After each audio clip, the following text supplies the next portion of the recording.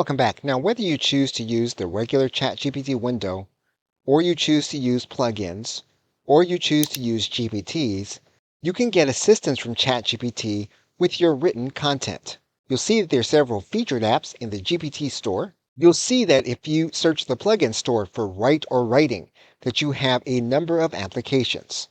Now, one of the easiest ways to create content that is specific is first to make sure that your custom instructions are set for your context, and then to ask ChatGPT with a plain language query what kind of content that you want.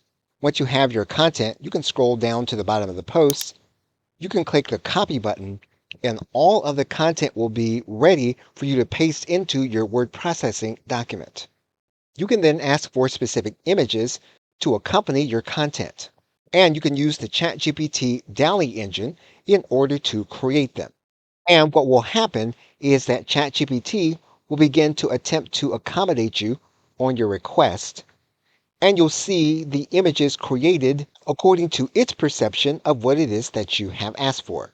In some cases, you may find that the images that have been created are not going to be to your liking. And if that's the case, there is another engine that's not on ChatGPT that you can use to create effective images.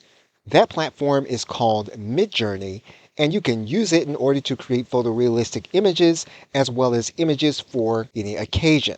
It's a good idea to use ChatGPT in order to assist you in creating prompts for Midjourney.